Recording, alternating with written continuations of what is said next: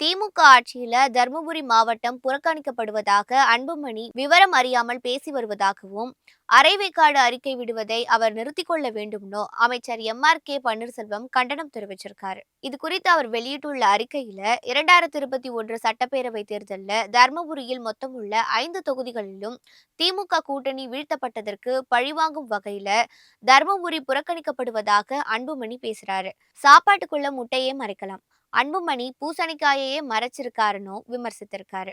திமுக தர்மபுரியை புறக்கணித்திருந்தால் நாடாளுமன்ற தேர்தலில் 100க்கு 100 வெற்றி எப்படி கிடைத்திருக்கும் என அன்புமணிக்கு அவர் கேள்வி எழுப்பியிருக்காரு. இந்த கணக்கு கூட தெரியாமல் அன்புமணி வாய் புளித்ததோ மாங்காய் புளித்ததோ என அவதூறுகளை அள்ளி தெளித்திருக்கிறார்னு அமைச்சர் கண்டனம் தெரிவிச்சிருக்காரு. மத்திய அரசின் ரயில்வே திட்டங்களில் கூட தமிழ்நாடு அரசை குறை சொல்லும் அன்புமணி என்றைக்காவது மோடி அரசை பற்றி விமர்சனமாவது வைத்திருக்கிறாரா? மத்திய பட்ஜெட்டில் தமிழ்நாடு என்ற வார்த்தை கூட இடம்பெறவில்லை. அதையாவது கண்டித்திருக்கிறாரா என சராமாரியாக கேள்வி எழுப்பியிருக்காரு. தன் கட்சியிலும் தமிழ்நாடு அரசியலிலும் இடமில்லாமல் திண்டாடி கொண்டிருக்கும் அன்புமணி இனியாவது விவரங்களை அறிந்து பேச வேண்டும் என அமைச்சர் எம்.ஆர்.கே. பன்னீர்செல்வம் அறிவுறுத்தியிருக்காரு.